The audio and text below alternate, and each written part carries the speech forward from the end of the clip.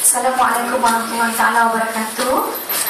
Yang dihormati Datin Penerusi Majlis, Ustaz Isma, yang berbahagia yang di-Pertua PBMIPT Ustaz Ismail Abdul Halim, yang di-Pertua YDP PBAM Datuk Ustaz Mahmud Abdul, Datuk-datuk, datin-datin, doktor-doktor, dan hadirin hadirat yang dihormati sekalian. Okey, kita tahu kat sini kesihatan sangat penting.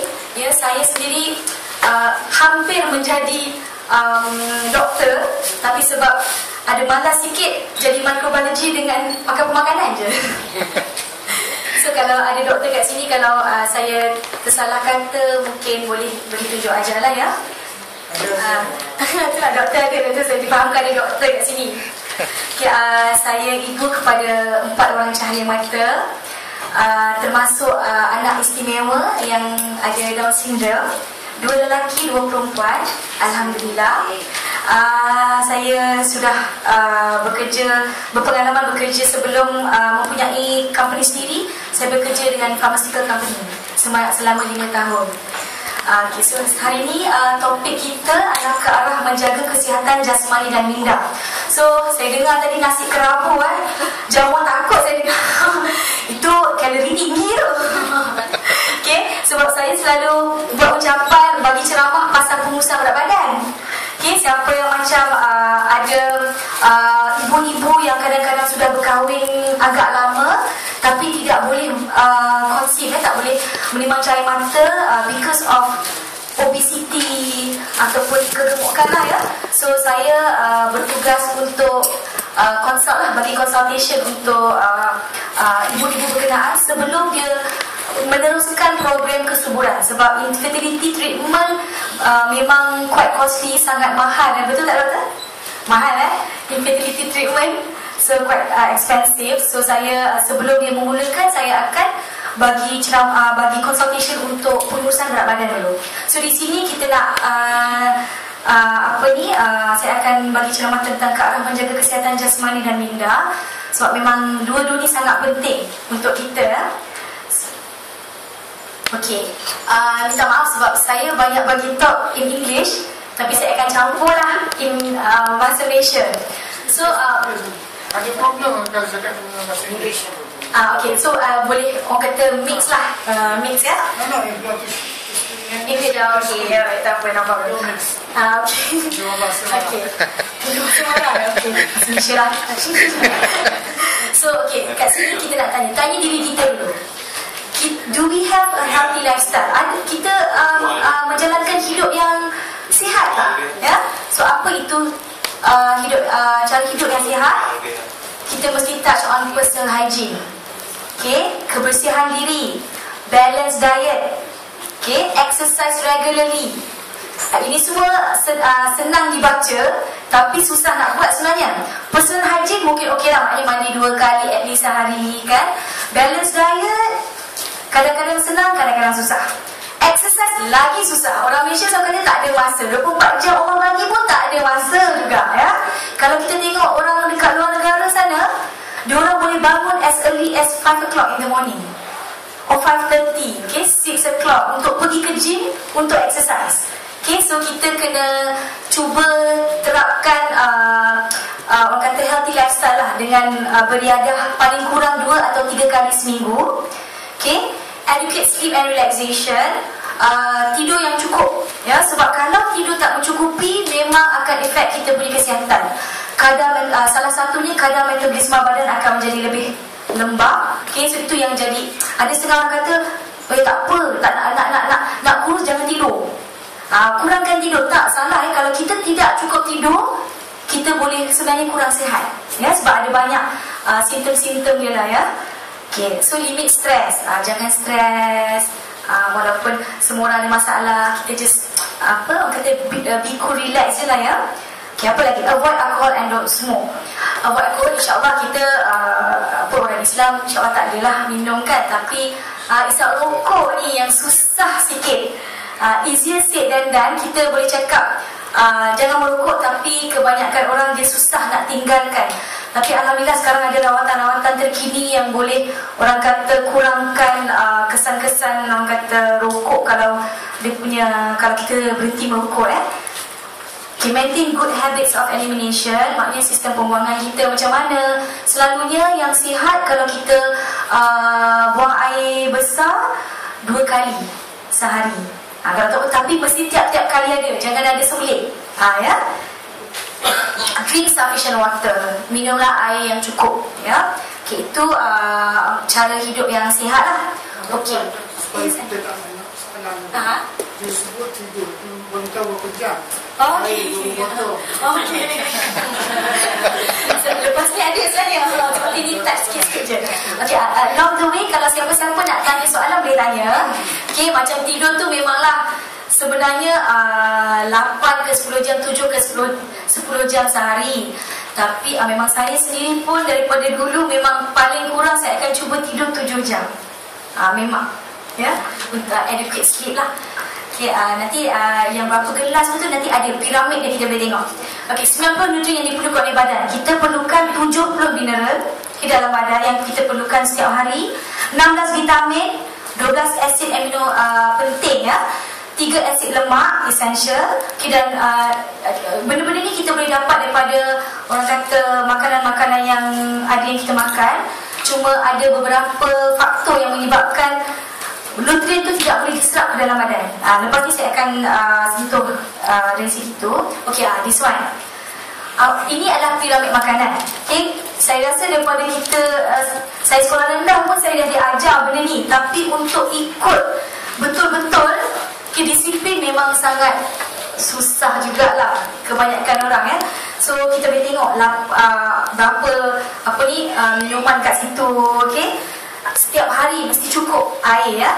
Lepas tu kita tengok first stage apa dia. So serving dia sikit, so sampai ke atas. Maknanya makin piramid menuju ke puncak tu sebenarnya makin sikit yang patut kita makan.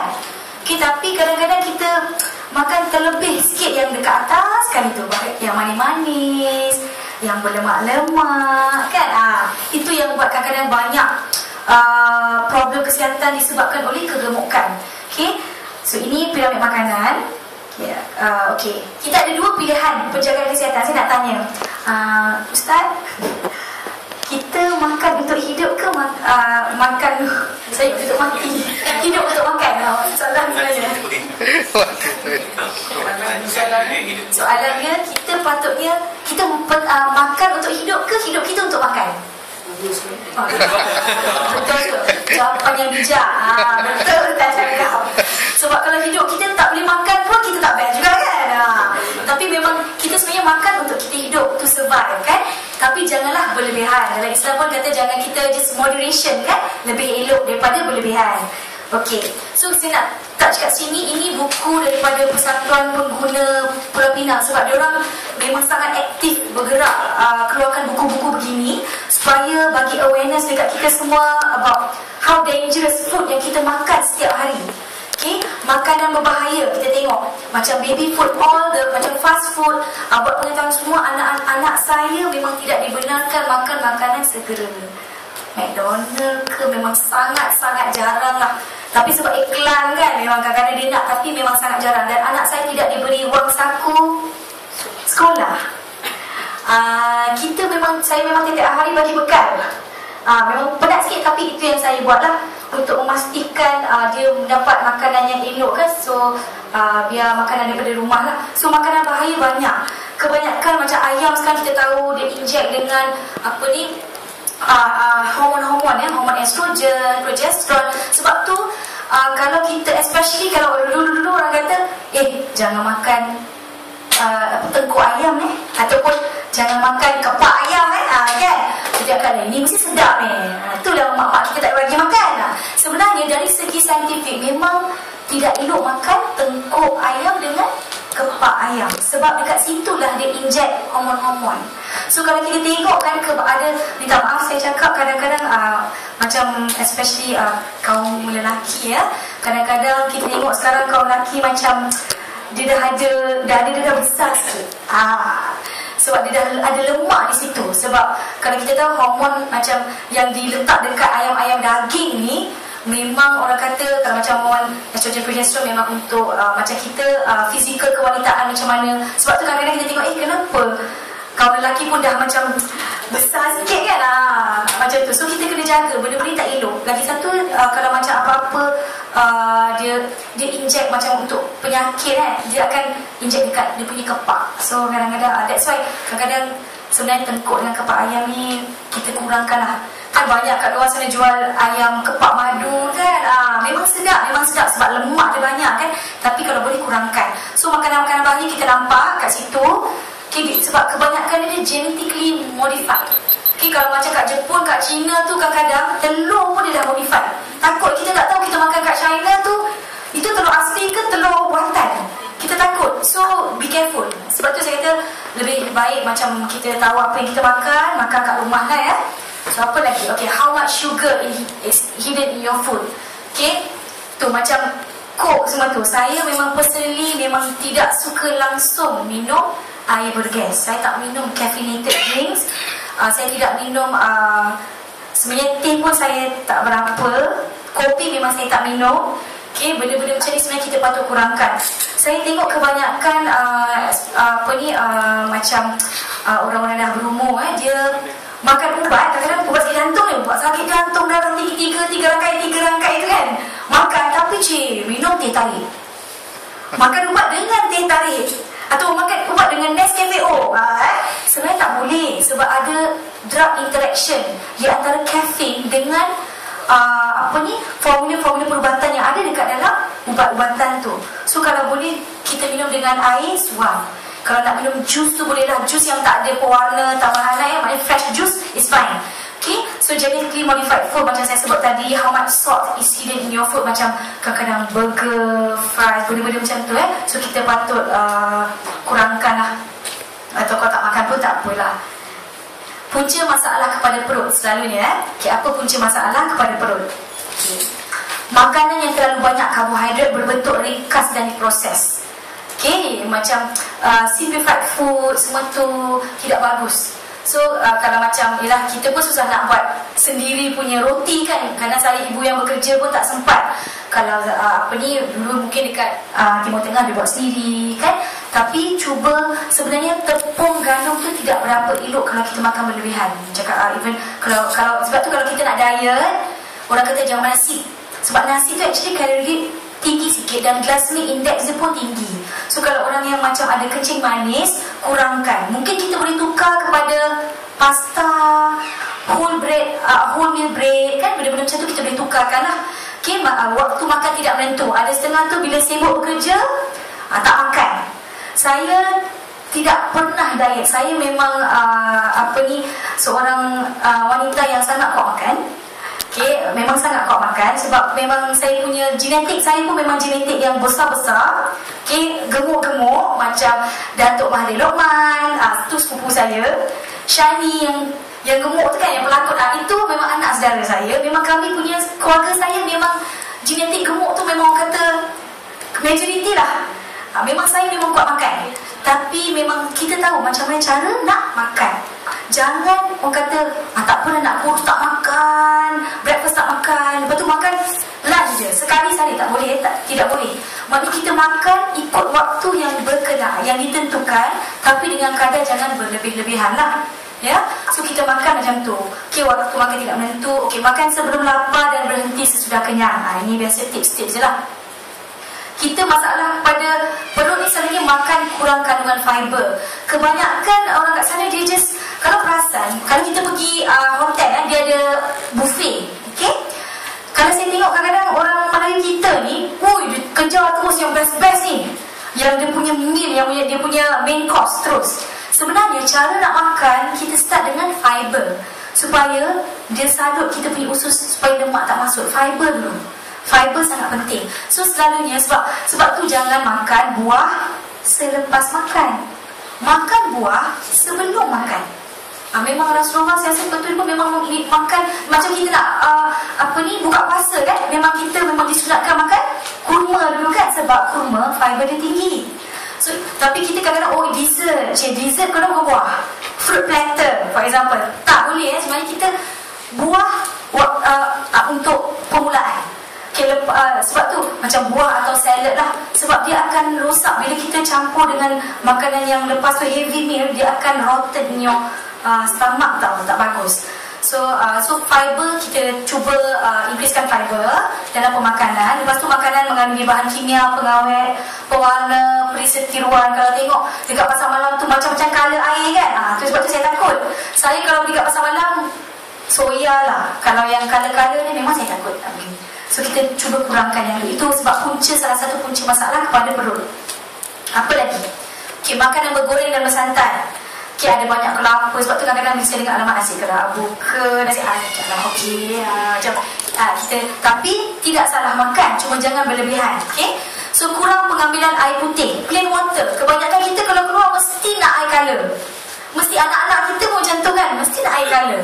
Macam saya memang saya dengan suami memang anak-anak kalau pergi mana-mana air suam dia dah tahu dah. Kalau pelayan tanya okey air apa dik, dia tengok kita orang dulu air suam, tak berani nak minta air lebih. Air kadang-kadang memang tak berani. Okey, sebab kita memang dah ajar jangan makan air yang manis-manis sangat berkala Okay, so makan, ada cakap tadi, okay, makan yang berulang air. Okay, ini tips yang paling penting yang orang selalu buat. Makan berulang air ni macam makan minum. Makan minum. Okay, itu sebenarnya tak elok. Okay, sebab dia akan mengganggu proses metabolisme masa dia pemecahan, orang kata metabolisme food berkenaan. Okay, sebab tu cara saya makan, sebab saya memang buat makan saya akan minum air sikit sebelum makan. Lepas tu bila kita makan tu, kita jangan sulam air. Sebab itu kadang-kadang kita tengok perut, kenapa perut boroi je, kan, Abang Roy ke kan. So perut besar sikit sebab kadang makan sulam air. Sebab kalau kita tengok Sriwati Salimah memang tips dia kata kenapa macam kalau orang tanya dia kenapa dia nampak masih muda, badan pun cantik, kadang-kadang sebab salah satu tips dia kata jangan makan berulang air. Kalau tercekik tu, itu memanglah kena kan tersedap ke terlalu pedas tu lain cerita lah. Tapi kalau kita nak minum, jangan orang kata makan berulang air Itu tips-tips dia bagi perut kita tak terlalu besar, dan sebab ia memang tak elok untuk kesihatan pun. Lepas tu mengambil protein haiwan secara berterusan dan lebih daripada sejenis pada satu masa. Ini selalunya orang kahwin lah. Kalau kenduri kan, selalunya apa ada dekat meja masak apa?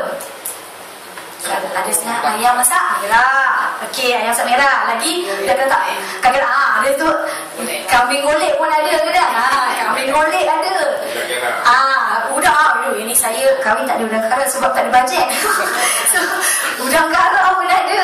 Lepas tu ikan pun ada. Betul tak? Macam-macam kat situ. Dan kita pun entahlah ambil semua.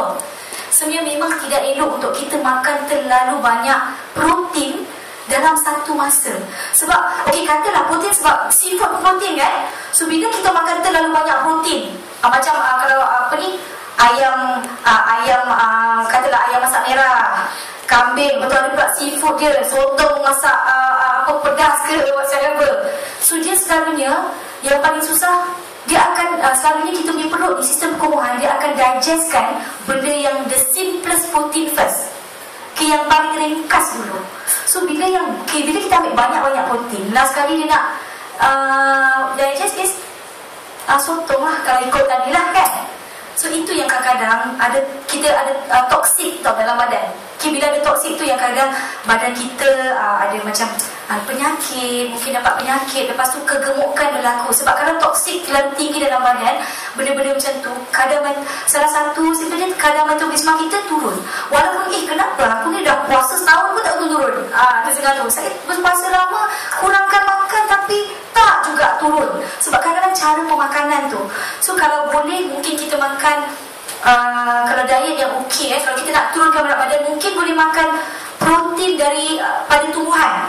Kita boleh makan tempe, macam Datuk pun Toyo kata kan, dia kulit cantik sebab makan tempe. Kan bersinar-sinar wajah dia.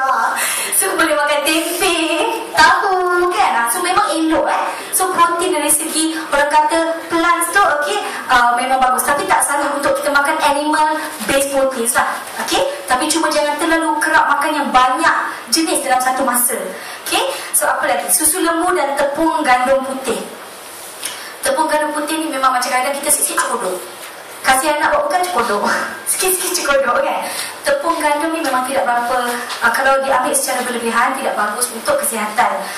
Juga susu lembu, selalunya saya macam paling bagus of course lah susu, kalau macam anak-anak kan, untuk bayi susu ibu lah. Tapi macam kita dah besar-besar ni, nak minum susu ibu macam mana kan. So kita beralih kepada macam susu unta pula, susah nak dapat kat sini.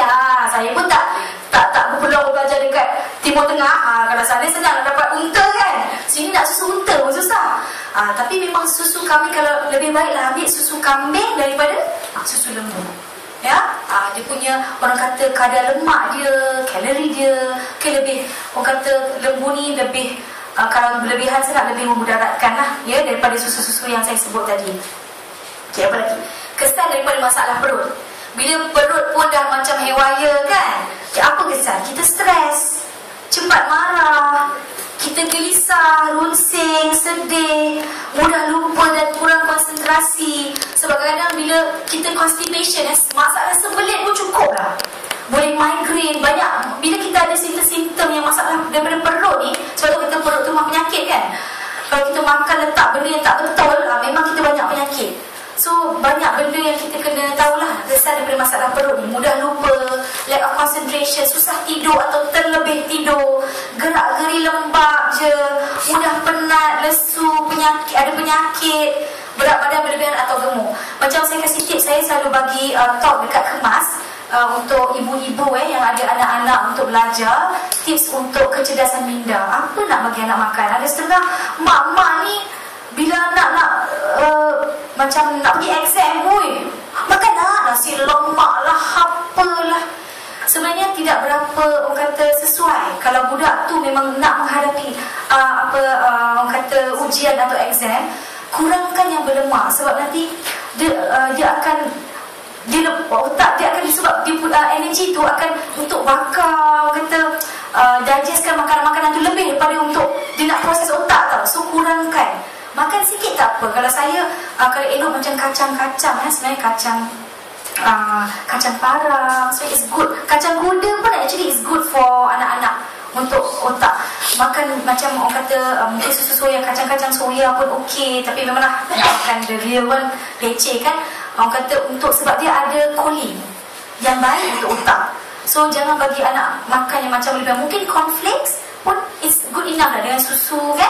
It's good enough untuk diorang lepas exam Itu mungkin tips lain lah untuk student pula. So ini masalah-masalah. Ini semua keratan-keratan abah daripada kita lah, daripada Malaysia. Makin ramai orang gemuk, meningkat 2 kali ganda dalam tempoh kurang 10 tahun. Evolution plays role in obesity. Diet got book macam-macam. 5 years old worried about weight too. Sebab budak-budak pun kadang-kadang kita tengok budak pun ada yang kena kencing manis. Sebab kadang mak dia tak jaga kesihatan masa mengandung, makan banyak barang-barang manis. So anak-anak pun kena juga. So kita kena be careful lah. So this one actually is a global pandemic. Bukan kat Malaysia saja, dekat overseas pun sama sebenarnya. Overseas pun sama. So kita cubalah jaga pemakanan untuk kesihatan minda dan fizikal kita. Ini dia. Assessment untuk obesity. Kita BMI is body mass index, di mana dia ambil kira kita punya berat badan. Untuk kita nak tahu berat badan kita ideal ke tak. So body mass index dia ambil kira kita punya berat badan dengan ketinggian. Maknanya sesuai tak? Untuk this is actually table for Asians Sebab kalau kita tengok yang general punya BMI table lain. Sebab itu orang western population, dia punya normal is sampai 25. Lebih kurang nak buat 25 tu still normal dia punya BMI Tapi untuk Asian, sebab kita punya frame memang sederhana, kecil sikit daripada western population, ini adalah table yang memang sesuai untuk kita lah, orang Malaysia So kalau tengok normal, nanti kita check 18.5 ke 22.9 tu just nice, ideal weight. Kalau underweight bawah 18.5. Kita sebenarnya memang kita sekarang nak fokus berat badan yang normal, ideal weight. Sebab kalau kita berlebihan pun tak bagus, kurang berat badan pun tak bagus. Ya, so kita memang kena ideal weight. Okay, lepas ni sebab tadi saya ada edarkan borang-borang ya. Saya rasa latihan Ustazah nak edarkan. Yang tu saya nak tolong isi yang bahagian atas, yang borang yang macam ni. Saya nak perlukan nama umur, tinggi. Macam tu. Sebab ini untuk yang ini memang saya pulangkan balik supaya kita nampak tahap kesihatan kita. Yang atas tu yang saya nak. Okay, lepas tu mungkin hari ni punya tarikh lah. So apa yang kita boleh buat sekejap lagi, semua orang saya akan bagi pemeriksaan kesihatan percuma. Saya akan kita ada bawa mesin. Dia akan kita dapat tahu kita punya keputusan-keputusan. Kita boleh tengok kita punya berat badan, okay? Body fat percentage, peratusan lemak dalam badan kita, sama ada normal ke terlebih ke, kan?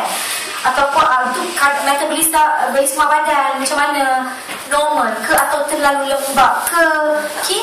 Body mass index macam saya sebutkan tadi, sama ada kita punya berat badan ideal ke tak ideal ke, ya? Skeletal muscle, kita punya bone density pun dia boleh tengok kat situ. Kita cukup kalsium tak dalam badan, kan? Macam selalunya kalsium kebanyakan masalah kepada wanita lah. Kaum lelaki kurang. Sebab tu kaum wanita kena ambil kalsium magnesium, especially sebab kita kalau start daripada kita sudah berkahwin, kita mesti amalkan ambil kalsium magnesium. Kalau tak, minumlah, orang kata ambil makanan-makanan yang ada kalsium magnesium yang cukup untuk badan lah, tapi kadang-kadang kita tak berkira susu segelas ni berapa kan. So kita ambil kalsium magnesium, kita ambil, so it's easier. Okay, so apa lagi? Dia boleh tengok, okay, visceral fat saya buat star tu, itu it's very important. Kita nak tengok kat sini. Kalau kita tengok visceral fat kat sana, normal dia 1/9 skala dia. Okay, kalau dah terlebih tu, katalah moderate to high ya. Okay, ini paling kita takut. Sebab visceral fat ni sebenarnya lemak terkandung dalam organ-organ dalaman kita. Okay, kebanyakannya akan pergi kepada jantung. Sebab tu kadang-kadang bila kita tengok visceral fat tu tinggi, mungkin dia ada hypertension, darah tinggi, mungkin dia ada diabetes, okay? Mungkin uric acid dia tinggi, okay, dengan kolesterol tinggi. Jangan ingat orang kurus tak ada kolesterol tinggi. Saya pun pernah kolesterol tinggi, tapi saya tahu macam mana nak jaga makan, kan. Apa nak dimakan, so dia kurang balik. So kita tengok. Sebab kebanyakan sportsman, sports person, kenapa? Kalau kita kata orang yang kurus, yang bersukan, sihat, tak ada punya penyakit-penyakit macam ni, salah. Kalau kita tengok kenapa kebanyakan kita tengok dekat padang orang tiba-tiba meninggal, sebab jantung. Ini sebab visceral fat dekat dalam organ-organ dalaman dia yang banyak. Sebab visceral fat ni kita kena bagi something untuk dia pecah daripada dalam. Kita tak boleh macam exercise pun dia kurang. Kita puasa lah setahun ke 2 tahun ke, dia takkan turun. Kita kena ambil something yang dipecah daripada dalam. Salah satu omega 3. Omega 3, omega 6 memang bagus. Okay, untuk kita punya kesihatan, dia akan pecahkan, orang kata, lemak-lemak dekat visceral fat tu. Dan lagi satu, dia akan kurangkan kita punya, orang kata, macam triglyceride, benda-benda yang orang kata lemak-lemak yang tak elok. Kita ada lemak yang baik, lemak tak baik.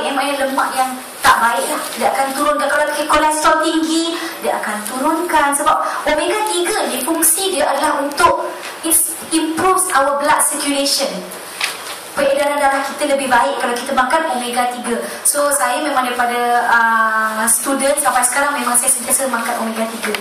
Sebab saya takut saya punya keturunan memang banyak penyakit, stroke, cancer. So kita cuma boleh, orang kata, berusaha lah. Kalau Allah nak bagi, itu dugaan, kita tak apalah, tapi at least kita berusaha. So omega 3 sangat penting untuk kalau kita rasa kita ada visceral fat yang tinggi, Okay, omega 3 macam ikan-ikan.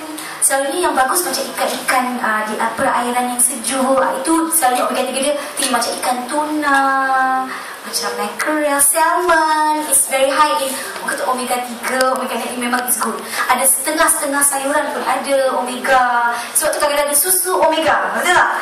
Sebab omega 3 memang sangat, dan badan kita tak boleh produce omega 3 dan omega 6 naturally.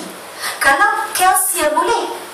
Sebab tu kalau kita tengok iklan kan, tiba-tiba dia tunjuk apa tulang belakang, tiba-tiba malam-malam dia keluar daripada kita punya badan kalsium. Kalsium boleh, kalau kita bersenam pun dia boleh akan produce naturally daripada badan.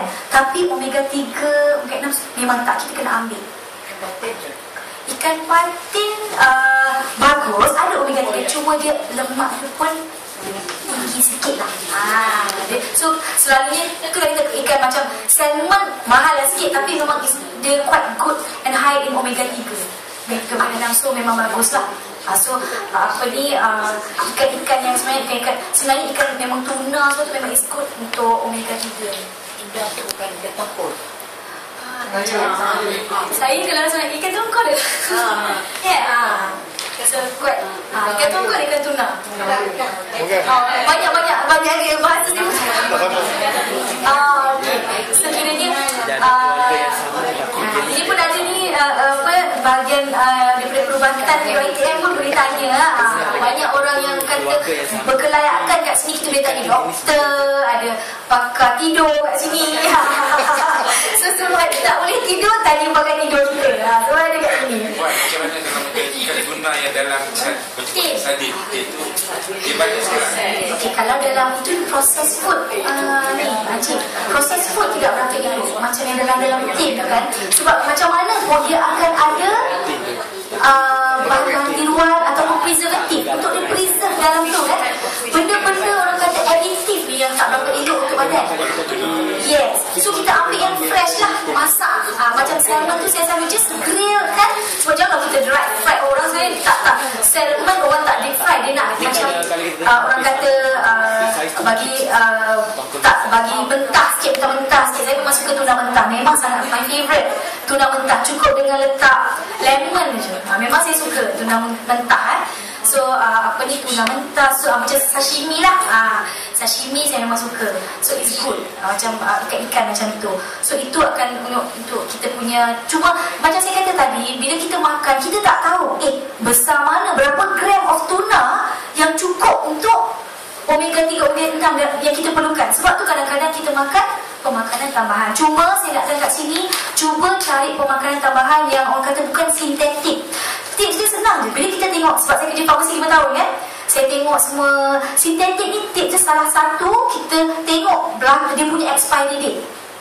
Kalau dia 3 tahun ke atas, itu dia sintetik lah kebanyakannya. Selalunya natural supplement ni, dia 2 tahun ke bawah, dia punya kadar tali luput dia kurang, dia fresh. Sebab tu dia tak banyak, sebab dia tak letak macam bahan-bahan pengawet banyak kan. Itu yang tak ada color. Macam orang kata anak-anak kan, budak-budak kan macam sekarang banyak-banyak vitamin, kadang manisnya kan. Lepas tu kita kasih anak vitamin banyak ni bagi anak, tapi bila anak melompat sana melompat sini, marah pula. Bila glukos terlalu tinggi dalam badan dia, jadi hyper. Itu kadang-kadang kenapa anak aku tak boleh jadi yummy? So sebab tu cari vitamin yang sesuai, dan kalau boleh yang natural lah. Ada kat luar sana, ada banyak brand kat luar sana yang memang natural product. So kita cari macam tu. Jangan cari yang macam biasa-biasa dekat farmasi tu. Macam kadang-kadang Blackmore, apa lagi, BioLife, Cordel. Usana is good. Usana is natural. Sebab saya sendiri pun kalau untuk multivitamin, saya suka Usana. Ada setengah tu macam Shankly pun okey, Nutrilite and Whey pun okey. Itu orang kata natural lah, natural supplements. So kita cari benda-benda yang natural macam tu. So it's better. So sayur apa yang ada omega? Okey, macam selalunya kadang-kadang bijirin lah bagus. Selalunya kebanyakan omega ni daripada macam ikan kebanyakannya. Dalam sayur. Kategori sayur kebanyakannya macam bijirin, macam apa tu? Kacang muda ialah memanglah kacang muda bagus. Benda macam tu. Kacang muda pun, kacang muda is good. So kalau macam kita nak pergi kedai sebagai mama, dal is quite good actually. Dal tu memang bagus. Kalau bagi anak makan dal tu actually is good for their brain as well. So apa lagi? Okay, yang bestnya mesin tu nanti, itu mesin tu dia Omron punya Karada scan, maknanya body scan. Body scan yang apa dia boleh buat, dia akan scan dulu body ikut wave Sebab tu kita, kalau siapa yang pakai stokin, kita buka stokin. Sebab kalau tak, dia tak boleh nak read daripada tapak tangan. Sebab kita tahu kan tapak kaki dengan tapak tangan kita ada point-point yang memang mewakili setiap satu kita punya sistem-sistem dalam badan. Sistem perkumuhan, sistem orang kata pernafasan, everything is there. Okay, so kena buka stokin lah. So kita akan check. Yang bestnya dia boleh check tu bawah sekali, biological age. Ini best. Biological age tu sebenarnya macam ni lah. Katalah kita 40 tahun. Okay, umur kita 40 tahun lah. Tapi berapa umur badan kita? Jeng. Saya takut tengok. Saya pernah consult seorang patient dia umur dia baru 25 tahun. Tapi umur badan dia 75 tahun. Mental dia? Apa dia? Mental kita susah sikit tu, nanti kena tanya psikiatris lah. Tapi keadaan badan dia, biological dia 75 tahun. Saya macam, sebab dia tidak berkahwin lagi kan, saya macam kenapa saya tanya dia semua. Sebab cara pemakanan dia yang sangat tidak sihat. Tiap-tiap hari makan KFC. Tiap-tiap hari tau. Lagi perempuan ni? Perempuan. So lelaki pun banyak. Kadang-kadang kita tengok lelaki nampak maintain badan kan, tapi sebab visceral fat dia tinggi, umur badan pun tak elok, kurang juga. So lepas ni kita boleh check lah. Okay, selalunya yang paling baik, sebab saya pun ada consult VIP juga kan, macam Tan Sri Muhammad Taib, itu memang very healthy lah. Sebab dia memang jaga kesihatan dia. Muda, badan dia muda. Walaupun umur dia tua, macam Tun Mahathir Mohamad, memang badan dia muda. Umur badan dia lebih kurang 60 lebih, walaupun dia sudah berusia 70 lebih. Dah 80 belum Tun Mahathir. 80 lebih sekarang. Sebab dulu masa saya cek badan 60 lebih. Tapi 60 lebih je badan dia. Padahal masa tu dia 78, 79. So kita tengok, sebab Tun Mahathir memang seorang yang sangat menjaga kesihatan dia kan. So kita tahu cara makanan dia. So sebab tu pemakanan tu sangat penting, okay, untuk menjaga kesihatan fizikal dan mental. So ini nanti dia jaga ke bini dia juga? Mungkin sama-sama kot. Datuk Najib, saya tidak pernah consult dia walaupun dia 2 buku saya. Saya tak pernah consult dia. Macam yang selalunya macam kata itu dah biasalah. Macam ada setengah-setengah lah. Memang saya jagalah dia punya pemakanan kan, tengok. Memang ada setengah tu memang dia punya umur badan memang shock lah kan. Kita tengok alamak, umur badan muda kan. Itu yang best tu. So tapi selalunya kaum wanita lebih, umur badan dia selalunya lebih kerap tua. Sebab kita ibu, kita mengandung, okay, kita bersalin. Kebanyakan macam bila kita mengandung kan, kita vitamin mineral kat badan kita dah selalu dekat baby. So sebab tu untuk kaum wanita, dia punya kadar pengambilan makanan tambahan sebenarnya lebih banyak daripada kaum lelaki. Macam mungkin kaum lelaki tak payah ambil kalsium, tapi kaum wanita perlu.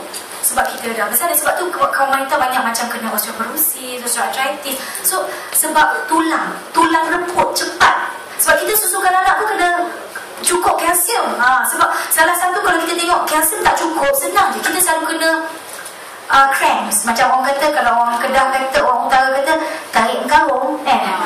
Tarik karung. Kalau orang Johor, saya orang Johor, simpul biawak, orang cakap selalu cramps. Itu salah satu simptom yang menunjukkan kita tidak cukup kalsium magnesium dalam badan.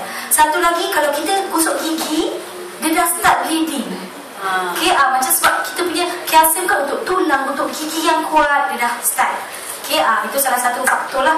So cramp, sakit-sakit pinggang tu itu biasa lah kan. So itu sebab tu kaum wanita perlukan kaum lelaki. Ya. So ikan di Malaysia yang terganda yang banyak omega 3 ni ikan apa? ikan, actually kalau ikan tenggiri pun not so bad. Ikan tidak. Macam sebenarnya ikan-ikan kecil tu kan pun okey tau. Macam ikan macam katakan ikan sardin pun quite good juga. Ikan sardin tu sebenarnya nampak je macam wow je muka kan. Tapi actually dia punya protein dia pun bagus. Memang is quite good. Macam ikan kembung, ikan selam pun actually not too bad. Memang quite good juga dia punya dalam dia. Apa dia? Selalunya goreng biji. Sebab tu orang Melayu ni selalunya suka goreng. Minyak tu kebanyakan sebab tu macam sebenarnya proses masak yang bagus, bakar lah, grill, steam lah is the best. Steam. Steam actually kan kalau kita dapat belajar daripada China punya resipi, they have very good resipi untuk steam fish ni. Memang diorang banyak. Sebab memang kadang-kadang rasa tak sedap, tapi sebenarnya ada bahan-bahan yang memang boleh memang sedap kalau kita steam. Macam kadang kita boleh buat steam siakap ke garupa ke kerapuah, is quite good. So jangan makan banyak makanan deep fried lah. Deep fried tu is not good kan. Especially macam anak-anak kita suka sangat makan french fries. Itu memang is not good. Macam processed food, macam sausage, burger. Macam saya kalau boleh saya buat patty sendiri. Burger tu kita buat sendiri. Because it's very simple. Tak payah nak beli yang macam, sebab kalau tengok proses diorang buat, kadang-kadang saya suka tengok rancangan masakan Jamie Oliver. Pernah tengok tak dekat AFC kan ada Jamie Oliver, tengok macam mana dia ketengahkan macam mana preparation untuk orang buat sausage. Tak lalu tau. Sausage burger dia selalunya dia buat ambil daripada lemak-lemak tu. Lemak-lemak tu dia kisar, lepas tu dia letak dalam perasa-perasa dia bukannya fresh. Sebab tu kalau saya suka buat patty sendiri, buat meatball sendiri, buat sendiri. It's better. Sebab benda tu semua proses food memang is not good. Sebab tu kadang-kadang kita tengok orang sekarang, kalau kaum orang dulu kan umur dia orang panjang tau, lepas tu tak ada banyak penyakit. Kalau sekarang kadang-kadang muda macam saya taklah muda sangat nak masuk tengah-tengah juga ni sebenarnya, pun orang kata banyak penyakit. Kadang-kadang orang baru 20-an pun sakit macam-macam, 3 serangkai tu dah ada dah. Sebab cara kehidupan kita dan cara makanan kita dah tak macam orang dulu-dulu suka makan ulang kan. Ulang fresh tau orang boleh makan. Macam orang sekarang dia tak berapa gemar sangat macam ulang raja. Macam orang dulu-dulu kan dia boleh makan benda-benda pahit kan. Macam saya masih boleh telan lah macam peri katak ke. Tapi kebanyakan ibu-ibu pun dia tak masak untuk anak-anak dia. So anak-anak dia tak biasa nak makan ulang fresh kan, dia tak biasa. Sebab tu diorang punya kadar kesihatan menurun daripada orang dulu-dulu, zaman dahulu. Of course kita kena ambil kira juga pollution, pencemaran. Sebab tu kan itu pun diambil kira jugalah. So lepas ni setiap seorang kita akan check pakai mesin tu, dan saya akan explain lah kenapa semua apa dia punya result, kenapa what are the result, apa makanan-makanan kesihatan yang diperlukan. Kita tak payah ada setengah tu dia nak menjual lagi pasal makan satu benda ni kak dok, semua ada. Tak payah beli lain dah, tapi harga 500-600. Tak pun ni semua. Saya banyak juga orang try cuba suruh saya macam makan kan. Saya kata okey lah, kalau orang yang sakit kencing manis makan apa? Saya cakap ini juga. Dia cakap kalau saya yang sihat ni nak makan apa? Ini juga. So semua all in one. Tak, sebenarnya setiap individu memerlukan benda-benda yang berlainan. So sebab ni bila kita tengok sekarang, kita boleh tahu okey kita lack of what? Kita kurang fiber, kita kurang quercetin, kita nak kena makan lebih kalsium, omega. Kita akan tengok sekarang Itu yang no comment. Saya tak nak sentuh mana-mana produk sebab saya bagi ucap ceramah dari segi profesional. Tapi itulah saya kata, kita tepuk dada, tanya selera sendirilah. Tapi kalau boleh, sebab setiap individu memerlukan, orang kata, vitamin dan mineral yang berbeza-beza. Yang normal tu memang ada kan, kita tengok yang kita ada macam normal daily value berapa kita patut ambil. Tapi bila kita punya kesihatan deteriorate dan makin tidak elok, kita maknanya ada setengah orang dia kena ambil 500 mg vitamin C cukup. Tapi saya sendiri macam suami dia ambil 500 mg cukup untuk dia. Saya 1000 sebab saya nak jaga kulit kan. So ada benda lebih saya nak daripada vitamin C tu. Okay, so tengok apa yang kita perlukan. Setiap orang memerlukan lain-lain, ya. So nanti kita boleh tengok. So okay, ini penemuan yang menakutkan. Sebab ada setengah tak payahlah. Aku nak makan, nanti masak je kat rumah, kita beli je. Kan? Okay, tengok penemuan yang menakutkan. Jenis makanan laut, kembung, tenggiri ni semua yang kita boleh makan lah. Masalahnya sekarang, walaupun kita nelayan lah, kata tak adalah, I tak pergi kat pasar tau, I tangkap sendiri tau, kan? Nelayan pun kita punya pencemaran laut, sungai, itu yang buat dia tak elok untuk badan. Lepas tu apa lagi? Ini formaldehyde, tahu tak formaldehyde tu apa? Apakah tidur? Tahu formaldehyde tu apa? Apakah kegunaan formaldehyde? Dia ada dalam pencuci biasanya. Lagi yang utama sebenarnya formaldehyde ni orang buat untuk apa? Tahu tak? Doktor? Yes, pengawet. Okey, kalau orang bukan Islam mati, dia nak awet mayat tu, itulah pakai formaldehyde lah. Itulah dia. So kita ni, orang masih hidup ni, kita makan benda yang untuk awet mayat walaupun kita belum jadi mayat lagi, kan? Sebab kebanyakan, sebab tu kalau kita tengok dekat pasar-pasar, kita tekan-tekan, keras ni juga, fresh. Sebenarnya dia letak formaldehyde. Sebab tu dia keras, dia nampak fresh, padahal benda-benda letak, benda-benda pengawet. Okay, ini semua ni sebab tu kena tahu. Sebab tu kadang-kadang sekarang ni kita memang zaman yang memerlukan makanan tambahan. Tak kira lah brand apa di luar sana, asalkan kita cuba, tapi cuba dapat yang terbaik lah. Okay, cuba dapat yang terbaik. Macam saya sendiri memang supply untuk hospital-hospital. Memang saya supply. Saya tak stick to one brand. Yang mana saya buat research yang mana bagus, sebab kita ada group of doctors and nutritionists from Gleneagles and Afan Putri. Kita memang sit down and tengok apakah sebab bila kita jumpa orang brand A, dia kata brand A bagus, orang brand B bagus, betul tak? Sebab kita confuse nak beli yang mana, semua beli. So kita kena tahu apa yang elok. Sebab tu kita buat that study, tengok dari segi daily value yang dibagi cukup tak, kalau terlebih pun tidak bagus, kan? So kita tengok macam tu. So ini penemuan kita. Contoh ini, ada basic yang fresh, yang 3 hari lah, 2 hari lah. Okay, itu biasalah, makin lama. Maknya dah dimasak ke belum? Ada kedai tu? Itulah saya cakap. Itu kadang-kadang dia punya tempoh lah tu. So itu menentukan freshness dia lah, kesegaran dia. Of course lah, makin yang mahal, yang segar tu lebih bagus daripada yang macam dia dah simpan lama sikit tu, kan. Mesti yang kita ambil yang macam mahal sikit tu lebih bagus lah. Sebab tu kalau perasan orang-orang yang jual ikan ni, dia spray something, kan. Kadang-kadang bukan air biasa, dia ada bahan pengawet bagi nampak ikan dia segar. Buat frozen. Frozen food pun sama. It's not so good. Frozen, macam tadi ada buku-buku tu dia cakap frozen food. Sebab tu macam kalau kita that's the least we can do. Katalah kita pun dah tak boleh nak pilih, kan, kita masak. Sebab tu kalau kita nak defrost makanan, kita tak boleh, kita dah nak masak, okey dah letak luar ni, defrost, betul masuk balik. Kalau tak jadi makan, tak jadi masak lah, masuk balik. Betul, esok defrost lagi. Itu dia punya protein, dia punya macam vitamin yang terdekat dalam tu akan makin hilang. Sebab tu kalau boleh kita fresh. Tapi that's why macam like I mentioned, it's difficult for us to know. Cukup tak kalau saya makan daging besar ni, cukup tak daily value yang kita perlukan untuk protein? Itu kadang-kadang kita perlukan makanan tambahan. Sebab banyak penemuan menakutkan. Macam ni makanan laut. Okay, ada lagi ni sayur-sayur, kandungan racun dia, kangkung, cili. Sebab tu kadang-kadang saya takut kasi tengok, biarlah macam ada lubang-lubang sikit, macam ada orang kata ada ulat makan. Itulah yang sebenarnya okey. Sebab kalau terlalu segar tu, memang terlalu perfect. Saya takut sebab dia letak banyak insecticide tau. Itu yang dia takut. Benda-benda racun perosak, kan. Nampak segar-mogar ni, tak ada langsung ulat makan ni. Tapi kita fikir, ulat pun tak nak makan. Kita nak makan tak? Kan? So kena tanya diri sendirilah. Sebab kebanyakan memang dia letak benda-benda ni, ya. Okay, sebab memang dia letak insecticide. Okay, ada lagi satu. Ini bahagian sayuran kan? Ya.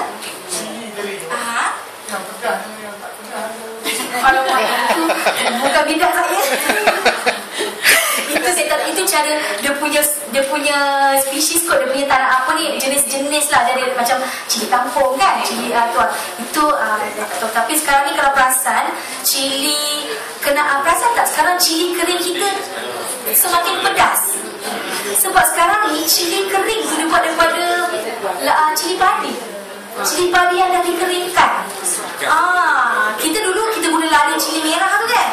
Tapi sekarang cili-cili kering tu dia guna cili-cili yang cili-cili kecil tu. Sebab itu lebih murah dan lebih senang ditanam. Itu kadang-kadang kita kena tahu, kita tak pasal cili kering pedas gila ni, sebab daripada dia buat daripada cili padi. Jenis-jenis cili tu saya bukan saya tak arif. Anda lah arif. Formaldehyde. Pengawet.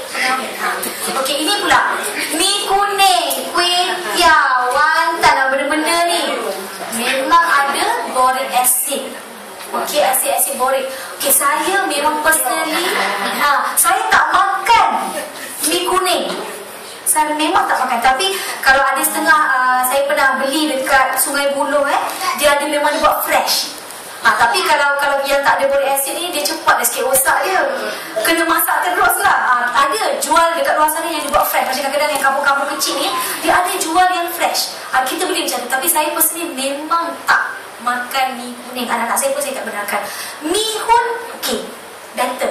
Mi hun tu, okey, pasta ke Maggi. Lagilah Maggi ada wax selalunya. Okey, cara kita nak tengok boric acid dia tinggi tak dekat makanan kita, especially mi kuning perasan tak bila kita masak mi kuning, bila dia kena dengan especially ginger, turmeric is kunyit. Kunyit, bila dia kena kunyit, kita masak tu, kita letak something, dia akan jadi warna merah. Yes, itu boric acid tinggi. Sebab tu kadang-kadang bila kita makan, perasan tak bila kita makan nasi, makan mi mamak, mi goreng mamak, kadang-kadang rasa macam pahit sikit. Itu boric acid. Sebab tu kalau kita kadang-kadang tak boleh nak buat apa kan, kita just basuh lah lama sikit lah. Basuh lama sikit. Sebab kadang-kadang boric acid ni kandungan dia tinggi. Sebab tu kadang-kadang bila kita rasa pahit, tengok kadang-kadang colour merah, itu boric acid lah. Okay? Kita masak air biskut. Apa dia? Yes, celur dulu kan, bagi dia macam saya kadang-kadang tipulah kalau saya kata saya tak makan Maggi mi kan, kadang-kadang tak sempat sangat. Tapi saya memang tak suka personally, tapi limitkan lah, sebulan sekali pun tak ada. Tapi kalau katalah kita nak makan Maggi tu kita buat macam mana tau? Maggi tu kita celur dulu air, the first air tu kita buang. Itu kadang-kadang ada kandungan ubat di dalam tu. Lepas tu kita masak. Kadang-kadang cuba jangan guna perencah Maggi lah yang ada, sebab dia ada monosodium glutamate, ada bahan-bahan orang kata perencah tu tak bagus sebenarnya. So kita buatlah perencah sendiri. Kita tak salah guna Maggi yang tu kan, dengan cara macam tu. Kita cuba perencah lain, tumis balik ke, kita buat perencah sendiri. So ini bahagian-bahagian ni dengan bola-bola ikan tu. Okay, ni laksa pun. So ujian USDA bagi racun perosak. Ni tengok kat bawah tu. Okey, sekarang ni kan baru je lepas Raya Cina. Raya Cina tu perasan tak? Dia letak dalam kotak. Sebenarnya kalau kita tengok proses Mandarin orange kalau kita makan orange yang biasa tu okey, Mandarin orange especially kena berhati-hati. Sebab kalau kita tengok, kalau kita Google, kita ada setengah tu dia akan expose tau benda-benda yang tak elok ni. Tapi kalau terlalu orang banyak dia expose pun dia orang takut nanti tak ada siapa nak beli kan Mandarin orange. Sebab cara dia sebenarnya dia petik masa dia muda. Sebab banyak ni nak supply kan, macam kat China tu dia petik, dia letak something yang memang benda tu masak dalam kotak, bahan-bahan pengawet, apa benda-benda, bahan-bahan yang tak elok, bagi benda tu masak dalam kotak. Okay? Sebab tu especially kalau orang yang ada lelah, asma, ada respiratory punya problem, bukanlah orang kata nanti kalau orang nak kasih Mandarin orange buang, tak. Basuh, bersih, especially kulit dia punya kulit tu. Sebab tu kadang-kadang jangan macam kita terus buka makan kan, itu yang kadang kena asma attack. So basuh bersih-bersih sebab dia spray dengan benda tu kerana dia masak kat dalam kotak tu. So it's not good. So kita tengok. Ya? Tak, sebab kita makan, lepas tu kita makan punya buah kan. So, Kalau kita basuh, dia boleh makan. basuh bersih-bersih tu kita makan macam biasa lah. Cuma macam saya cakap, tidak elok secara berlebihan. Boleh kita basuh je. Sebab dia kadang-kadang duplex. Dia boleh makan dia kalau dah basuh. Boleh. Selalunya sebab tu kadang-kadang orang dia basuh dia letak dengan garam. Ada setengah tu dia letak dengan organic cleaner kan. Dia macam dia letak sikit a few drops of organic punya ni, dia letak, dia rendam sayur ataupun buah dia. Untuk removekan all yang tak elok dekat situ. Saya dah tengok apa dalam dia dalam website kan. Apa daripada China yang menakutkan. Sebab tu saya kata kalau barang-barang daripada China ni, cubalah jangan dibeli. Sebab tu kalau tengok, macam saya mesti tengok makan dalam tin pun. Kalau tengok China made lah, memang tak maaf lah. Tapi apple dia memang cantik. Apple dia cantik betul. Cantik sangat. Tapi saya tengok dia factory yang dia buat tempat bungkus untuk dia jaga buah tu kan. Sampai dia kata lah, saya pun tak nak dia bungkus. Dapat murah kos dia, diguna tu. Tapi dari factory dia tengok. Dia lihat lah, memang menakut betul. Lepas dia buat ubat tu kan. Betul. Dengan botolnya, dengan apa tu. Sebab tu kalau China made ni, tengok buah kat sini memang cantik. Yes, dia memang cantik-cantik, nampak macam fresh. Betul je cakap.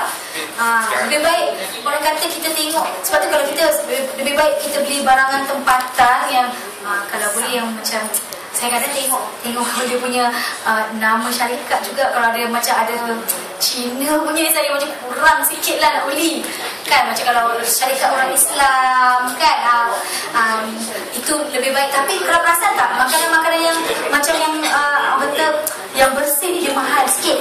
Ada mahal sikit. Yang China made memang murah. Kalau kita tengok cendawan dalam tin tu, kalau macam brand yang macam murah China made tu memang sangat murah. Brand yang macam yang tempatan mahal sikit. Tapi tak apalah mahal, asalkan nanti kita tak keluar duit untuk bypass jantung kan.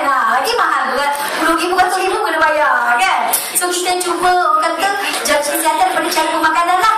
Okay, so ini penemuan-penemuan yang menakutkan. Apa akan jadi bila kita makan benda-benda yang tidak elok? Okey, ini normal oxygen atom. Okey, macam mana?